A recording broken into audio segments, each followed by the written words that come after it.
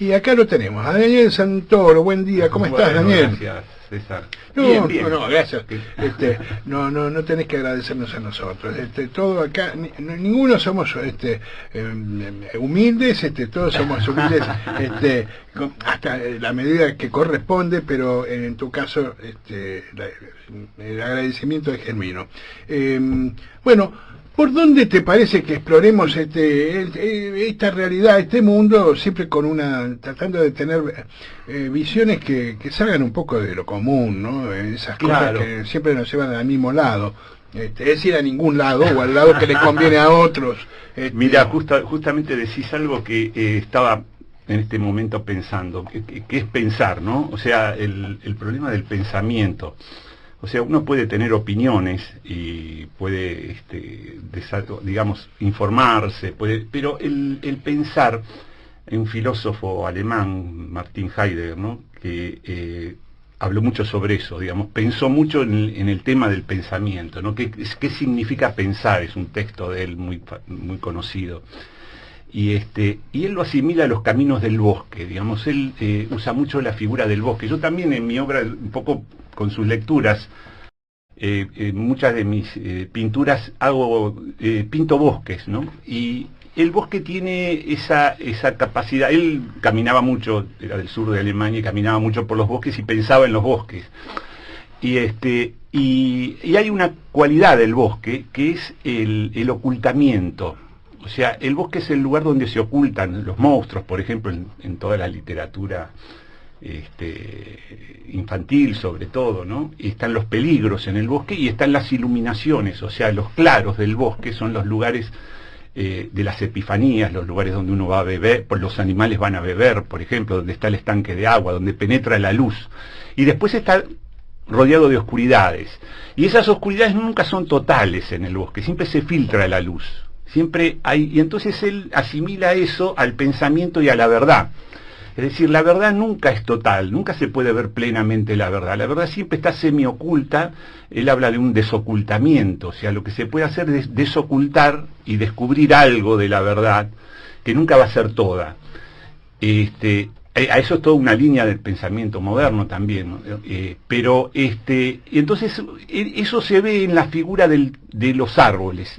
Cuando uno, muchos pintores surrealistas, sobre todo Magritte, ha trabajado mucho con esa ironía de que el árbol oculta y al mismo tiempo desoculta. Es decir, uno se mueve, y este es uno de los temas fundamentales, el cambiar de posición para pensar, o sea, estar en otro lugar para poder desocultar algo de la verdad. Es decir, uno cuando camina por los senderos del bosque, precisamente, el caminar y el pensar tienen esa cualidad de que uno está siempre en otro lugar, siempre se va cambiando la posición, y entonces lo que antes ocultaba un tronco, después se desoculta, y queda ocultado algo que antes teníamos a la vista. Es decir, esa es la capacidad del bosque de generar pensamiento. Uno tiene que moverse dentro del bosque y descubrir que detrás de ese árbol no había el monstruo que uno suponía, o descubrir que detrás de aquel otro árbol estaba así el monstruo que nos iba a atacar.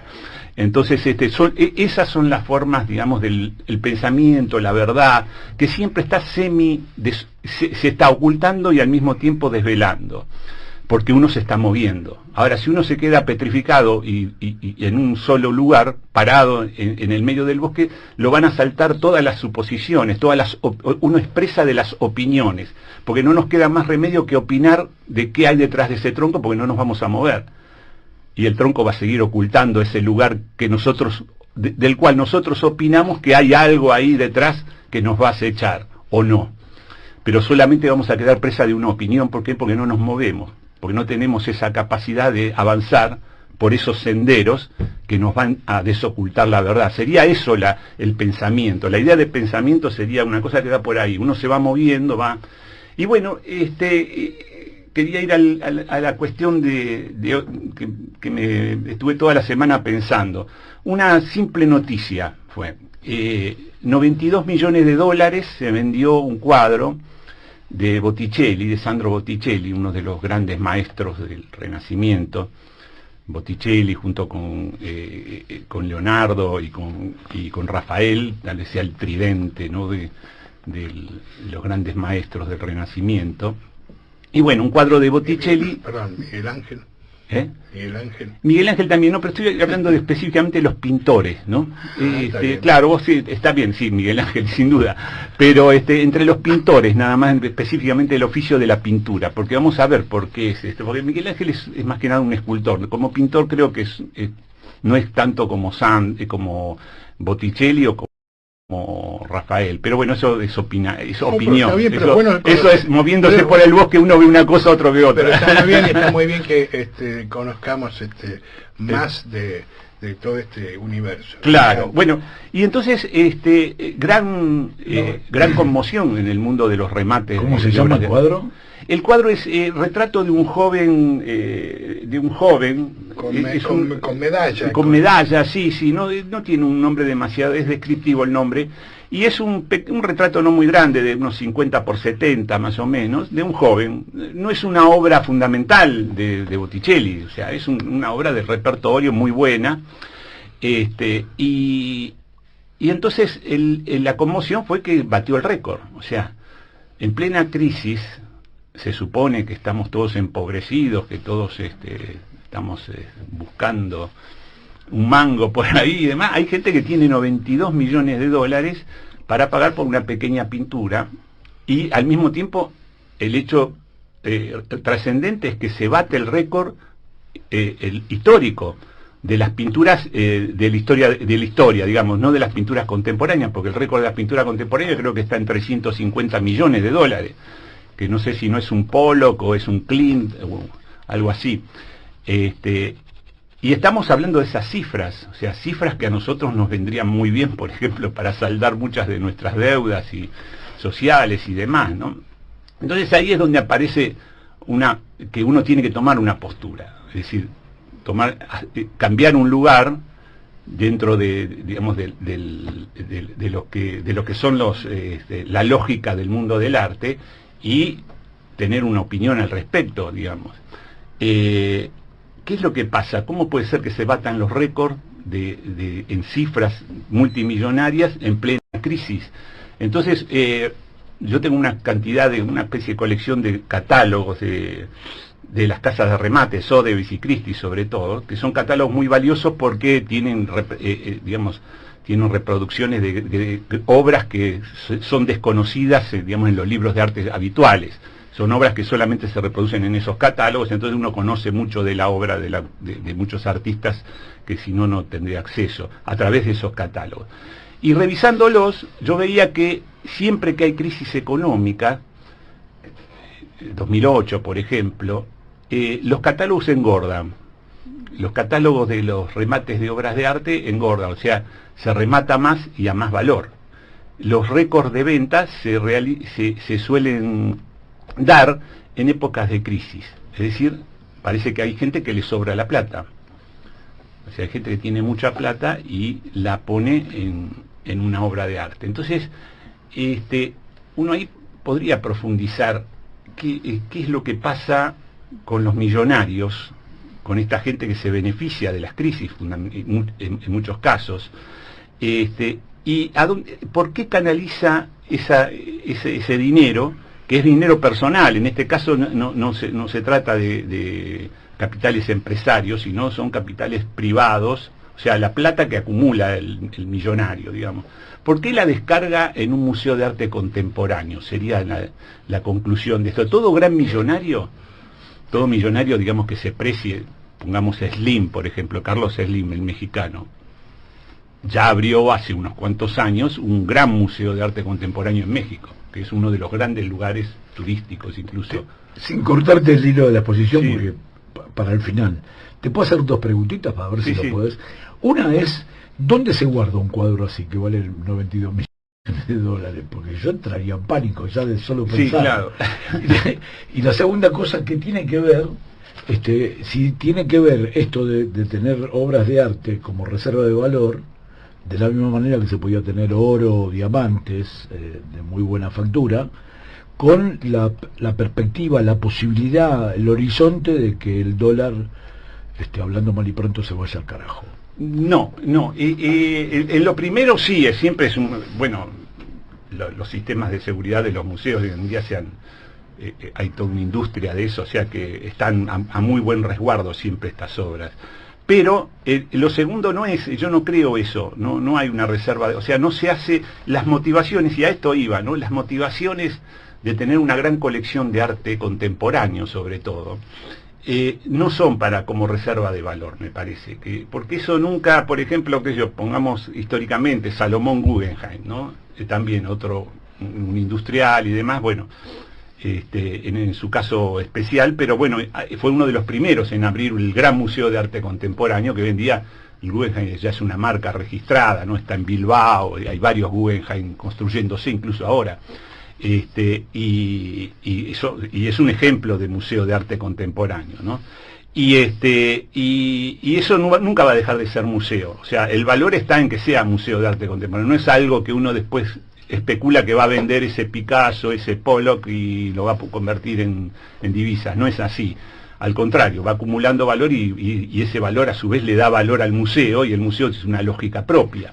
Digamos, tener un museo de arte contemporáneo hoy en día cambia incluso el turismo de una ciudad, como puede ser Bilbao mismo, ¿no? Que es una ciudad medio muerta y el museo le dio una vitalidad. Entonces, hay varias cuestiones ahí. ¿Por qué pensemos un personaje, pensemos Guggenheim u otros personajes, llevados por la codicia, acumulan una cantidad de capitales impresionante, llegan a hacer, no sé, someter pueblos, arrasar partes del África, de Sudamérica, digamos, provocar unos karmas impresionantes, y después de todo eso, ¿qué es lo único que le queda por hacer al hombre? Cuando ve parado sobre esa pila de dinero, de bienes que acumuló, parado ahí arriba, ¿qué es lo único que tiene como perspectiva? ¿A dónde puede ir después de eso, digamos, después de haber acumulado una cantidad de dinero impresionante? Le pasó, por ejemplo, a Carlos Slim, ¿no? Y acá le pasa en una escala mucho menor, con 2 ceros menos, digamos, también le pasa a varios millonarios de acá, que también tiene sus pequeños museos de arte contemporáneo. Constantini, ¿no? sería. Constantini o la Portabat, ¿no? Hay 2 o 3, sí. Y ¿cuál es la perspectiva que tiene ese hombre? Comprarse un cuadro y abrir un museo y mostrarlo a la humanidad, como mostrarse como benefactor de la humanidad, ¿no? Mostrando su museo de arte contemporáneo. No tiene más que eso, o sea, por eso no es una reserva de valor. Es el valor simbólico de toda una vida. Una redención, como una especie de búsqueda de una redención. Exactamente, la palabra sería esa, ¿no? Redimirse de esa acumulación que provocó tantos dramas, tantos sufrimientos, ¿no? De la extracción salvaje de plusvalía a través de bienes de los más infames muchas veces, ¿no? Como son los bienes financieros, y provocar tanto sufrimiento. Después, ¿cómo se redime? ¿Cómo el hombre dice, bueno, yo algo hice en mi vida, soy alguien, soy Salomón Guggenheim, y voy a abrir el Museo de Arte Contemporáneo más impresionante que jamás haya visto la humanidad, y voy a mostrar mi colección de cuadros, a los cuales, y acá está el detalle, a los cuales yo, Salomón Guggenheim, yo le otorgo el valor, porque eso que está ahí es y este es el detalle, que siempre son pinturas, los que baten récord no son ni siquiera esculturas,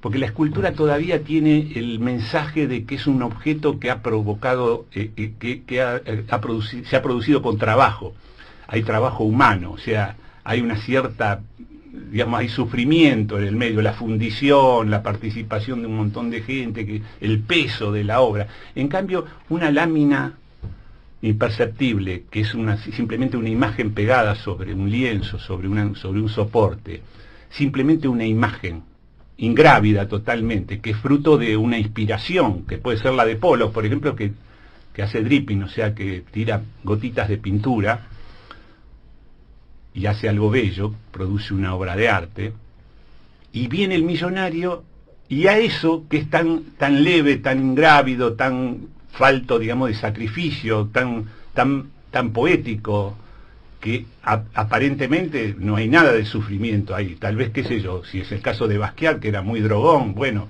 una noche de exaltación y demás, y le salió una pintura sobre una maderita que andaba por ahí, porque era un tipo marginal, y hoy en día bate los récords. Se venden esas maderitas, digamos, es pintada por Basquiat, pueden valer 200, creo que tiene casi 300 millones de dólares de récord de Basquiat. O sea, pero ¿por qué vale ese Basquiat que podría haberse tirado a la basura, así nomás? O sea, un día entraba alguien porque no pagó la pensión en Nueva York y el negro lo echan a la mierda y tiran y dicen, saquen toda esta basura. Podría haber pasado eso. Sin embargo no pasó, porque se supo conectar, no tan tonto no era, tuvo sus contactos en Nueva York, y bueno, zafó. Y entonces vino un millonario y dijo, no, esta maderita vale 50 millones. No, dice otro millonario que también quiere llegar al paraíso, o sea, quiere llevar la mercancía, esa que provocó tanto sufrimiento y dolor, la quiere llevar a un paraíso. ¿Y cuál es el paraíso de la mercancía? El Museo de Arte Contemporáneo. Ahí la mercancía está ingrávida, liberada de plusvalía, de padecimiento y demás, y pura inspiración poética es. Pero entonces ahí entran solamente algunos que son los bendecidos por los millonarios. En ningún caso estas obras, estas compras así tan multimillonarias son para poner en la cabeza de tu cama o en la sala donde trabajas. Sí, también, tal vez, bueno, sobran obras de esas, ¿no? Hay muchos de estas compras no se saben de dónde vienen, y son todas compras anónimas. Suponemos que son millonarios del Oriente, del Medio Oriente, muchos, ¿no? Petroleros y demás, que en sus casas deben tener Picasso, Basquiat y todo. Pero digamos que el condensado, el sentido de eso es finalmente abrir un museo de arte contemporáneo, mostrarse al mundo como benefactores, y decir, bueno, esto tienen valores que nosotros los millonarios solamente se lo podemos otorgar. Ustedes solo les queda mirar esto con asombro, porque nosotros le otorgamos el valor. Y el valor es puramente simbólico, porque eso vale cero, como podría valer una maderita pintarrajeada por Basquiat, o vale 300 millones si el millonario quiere. O sea, es puro deseo, puro don. Hay ahí una donación que está haciendo el hombre, hay una especie de dulce sacrificio, digamos, de entrega de libra de carne, si se quiere, por toda una vida, con todos los horrores que ha provocado esa vida de codicia, finalmente redimida en la presencia, en la construcción de ese museo, que crecen como hongos en el mundo. Hoy en día todos los museos, todos los Guggenheim, todos los museos que veamos, el Maxi de Roma, todos los museos de arte contemporáneo están creciendo, se están multiplicando sus superficies, duplicándolas, o están naciendo nuevos museos. O sea, no para eso, porque es el lugar definitivo donde se estaciona el millonario y dice, bueno, ahora tengo un poco de tranquilidad, ahora puedo mirar en perspectiva, porque yo tengo todas unas paredes llenas de grandes obras a las cuales yo le otorgué un valor determinado. Ahora, es alucinante, Daniel, es alucinante una cosa, ese cuadro que vale 92 millones de dólares, vos sos un experto en el tema pero por ejemplo, yo lo tengo en mi casa, suponete que alguien lo robara, lo dejara en mi casa, yo no puedo conseguir ni 1 millón, ni medio millón, ni nada. No es fungible, quiero decir, no es que no puedo salir. ¿A quién se lo vendo? No, seguro vas preso, pero olvidate. ¿De dónde sacaste? ¿Cómo lo hago? No lo puedo cambiar ni por 1 kilo de mortadela. No, y te quería preguntar si no hay una posible contradicción en este acto de entrega y de la obra de arte para embellecer la vida, y el millonario convirtiéndola una vez más en una mercancía. Sí, porque claro. Le da un valor económico en el Exactamente, capitalismo. claro, pero es una mercancía especial, porque ese valor económico está desenganchado del valor real, porque ¿cuál es el valor, digamos, de la plusvalía de eso? Digamos, ¿de dónde sale la plusvalía? Claro. No hay. O sea, por eso que es el paraíso de la mercancía. El Museo de Arte Contemporáneo despega a la mercancía de su lógica, ¿no? En el sentido marxista de los análisis que se puedan hacer sobre la mercancía, claro. Esto no lo resiste. O sea, es pura inspiración, pura poesía y pura donación. O sea, yo decido que vale 300 millones de dólares porque es una noche en la que se inspiró el artista que a mí me conmueve. Entonces vos fijate que eso sucede, cada tanto se baten los récords, ¿no? Continuamente se van batiendo récords. Entonces cuando están las bolsas, supongamos la bolsa de Nueva York, que están con todas esas pantallas, ¿no? Donde están, Entonces Bloomberg tiene una didascalia especial así donde dice en ese momento, se acaba de vender en Sotheby's un Picasso a 300 millones de dólares. Y por un segundo la bolsa para un poquito, o sea, medio segundo, ¿no? Que ya es demasiado para ellos, pero paran todos y todos sienten como una satisfacción, como una especie de goce colectivo, como diciendo, wow, otra mercancía ingresó al paraíso, digamos, o sea, logramos sublimar la mercancía, o sea, acá no hay sufrimiento humano posible, o sea, todos los sufrimientos quedan olvidados porque este hombre puso 300 millones de donación para una obra de arte. Frente a esto que estás planteando, frente a esta realidad que además, como bien decís, sigue creciendo en el mundo, ¿qué tenemos que hacer nosotros, simples mortales, que además no tenemos un mango partido al medio, y nunca tendremos las fortunas que estos millonarios tienen? ¿Qué hacemos frente a esto? ¿Qué hacemos frente a estos museos en donde se han entronizado estas mercancías de los millonarios buscando una redención? No, y eso, o sea, las vemos, vamos, entramos, vemos. Claro, pero vos me preguntás a mí, César, y yo soy parte interesada. No importa, bueno, es una pregunta, mira, correte un cachito del bosque, claro, mirás un poco y te déjame caminar un poquito más y te explico. No, vos sabés que, claro, lo que decís es algo interesante, porque hay algo, si yo camino por el bosque, como decíamos al principio, voy a encontrar una revelación, algo que se me desvela, y se me va a ocultar otra cosa, y es que no todos los millonarios hacen eso. No todos los millonarios en el sentido específico de un rubro, digamos, no, que individualmente seguro hay millonarios que no le importa un carajo el arte, ya, acá tenemos millones de ejemplos, pero hay específicamente algunos millonarios que tienen que digamos, le dan vía a su culpa, a la libra de carne, digamos, que deberían entregar de otra manera. Por ejemplo, Bill Gates. Bill Gates es uno de los grandes, sin duda, y Bill Gates no tiene museo de arte contemporáneo, y ni está pensando en eso. Bill Gates tiene otros pensamientos que aparentemente lo atormentan también, ¿no? Cuando dona la mitad de su fortuna personal, por ejemplo, cuando dice que sus hijos no tienen por qué heredar tanta plata, y hace una fundación, claro, quiere tapar el sol para enfriar un claro, la verdad que tiene algunos problemas sí, con la plata, porque esto de no sabe qué hacer, no sabe dónde poner. Claro, entonces donó, hizo una fundación con su esposa y que ayuda al África realmente, no son cosas de sello como haría algún atorrante acá una fundación, sino una fundación con mucho dinero que dentro del pensamiento de un capitalista, claro, de un capitalista, claro, que ha caminado más por el bosque que otros, ¿no? Digamos, que decíamos del Museo de Arte Contemporáneo es de viejo cuño, es el viejo millonario de siempre, qué sé yo, los Medici, todos tenían, el Palazzo Pitti es una especie de museo de arte contemporáneo de la época, hecho por un millonario. Siempre el millonario tendió a juntarse con el artista porque quiere sumarse a la épica del arte, no a la mierda del codicioso, digamos. Entonces, esa es una lógica antigua ya. Bill Gates y esta gente en general, los del Silicon, ¿no? Todos los millonarios que produce la tecnología, tienen ya otra perspectiva. Y están viendo, y creo que miran más en perspectiva, y ven los problemas que se avecinan. Entonces, Bill Gates, ¿por qué es presa de tantos fantasmas? Porque Bill Gates hoy en día es como el enemigo para muchos sectores, sí, esto del nuevo orden, pensando, ¿no? En Soros. Claro, Soros. ¿Tiene algún vínculo con el arte? Soros tampoco, que yo sepa, no tiene tampoco, no va por el lado ese del museo.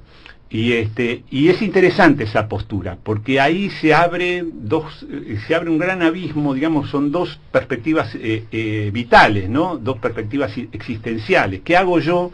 ¿Cómo me hago cargo yo del descarte humano? Sería una de las porque mi accionar, y estoy pensando en las grandes empresas, Facebook, todo, las que producen las apps, ¿no? Los algoritmos, todos estos, son fábricas de descarte humano en realidad.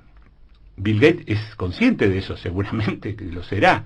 Entonces todos los millones de descarte humano, o sea, personas que ya no se van a integrar de ninguna manera, el descarte es una muy buena definición del Papa Francisco, ¿no? O sea, la perspectiva del Papa Francisco es ¿qué hacemos con el descarte humano? Dejémonos de joder. O sea, son miles de millones de tipos que no se van a integrar de ninguna manera, que no van a tener ninguna posibilidad de usufructo, digamos, de las ventajas tecnológicas, sino todo lo contrario, son víctimas absolutas. Está en el discurso que pronunció Putin en la cumbre de Davos, también está ese tema. Está, exactamente. Sí. Entonces, ¿quiénes son los más cercanos, responsables, digamos, Papa comunista. Claro, comunista.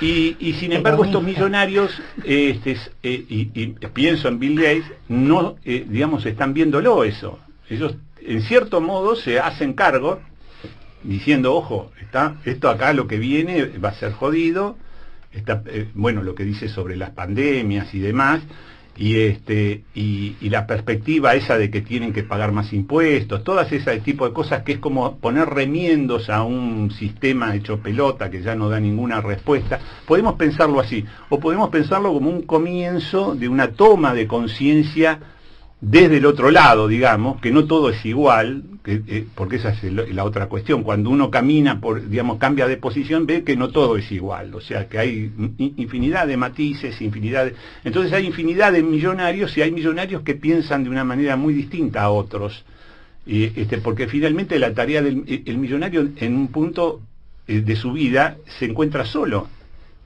Tiene la misma soledad que podemos tener nosotros o el que está muriéndose de hambre en la calle. O sea, es un tipo enfrentado a su destino, y de qué mierda hace con ese destino. Si alguno nos está escuchando, aceptamos mecenas. Claro, también, por supuesto que sí.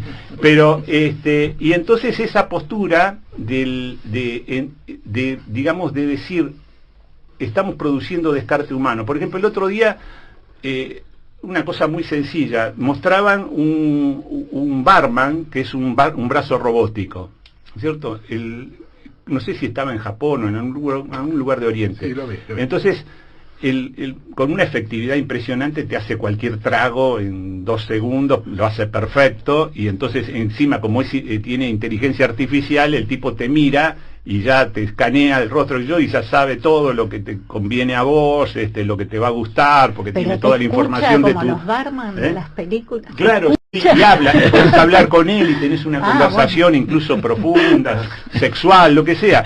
Y claro, tiene un éxito bárbaro. En Oriente esas cosas fascinan muchísimo, no sabemos, los japoneses caen presa rápidamente de esas cosas, pero tiene un éxito bárbaro. O sea, hay tal vez unos 150.000 barman que se van a quedar en una perspectiva cercana sin laburo, porque el barman ese va a ser mucho más efectivo, y la gente le encanta eso porque es un omnicomprensivo, digamos, es un tipo bárbaro el que te atiende y te da unos tragos perfectos. Entonces, claro, eso responsabilidad de eso es el mundo del Silicon Valley y de las tecnologías. Y entonces esa producción de descarte, es muy difícil hacerse cargo de eso, y es muy difícil despegarse. Yo no tengo nada que ver, no puede decir eso, porque es muy directa la responsabilidad, mucho más directa que la responsabilidad que pueda tener un fabricante de motos o de cualquier cosa, donde, bueno, de última, yo doy trabajo, digamos, el tipo dice, yo doy trabajo, ¿viste? Si el tipo de la gente no quiere trabajar, bueno, pero yo doy trabajo. En cambio, está restando trabajo, en cada acción que acomete, produce descarte directamente. Entonces, esa culpa hace que le sea muy difícil hacer museos de arte contemporáneo a este tipo de millonarios, de nuevos millonarios. No encuentra la satisfacción en llevar la mercancía al paraíso, porque su mercancía no existe. ¿Cuál es la mercancía? Son aplicaciones. Es decir, no tienen la misma capacidad de tomar distancia de la cosa. La cosa la llevan, digamos, son conocimientos científico, y esa es la otra cuestión, porque uno piensa en el barman, bueno, pero no hay nadie que piense, que diga, no, pero barman, brazos robóticos barman no se puede hacer, porque dejamos sin laburo a 300.000 tipos, es una tontería, ¿verdad? No, y esto nuevamente volviendo, un poco para cerrar, volviendo a Heidegger, ¿no? Que dentro de esos caminos del bosque para pensar y demás, lo que dice, creo que en el mismo texto lo dice, ¿no? La ciencia no piensa, la técnica no piensa. O sea, no hay pensamiento, nadie piensa en la conveniencia de... No, se hacen brazos robóticos porque se hacen, porque es una consecuencia que viene con la lógica científica. No hay un pensamiento detrás de la conveniencia de esto o aquello. La ciencia es todo, siempre. Lo que da, da.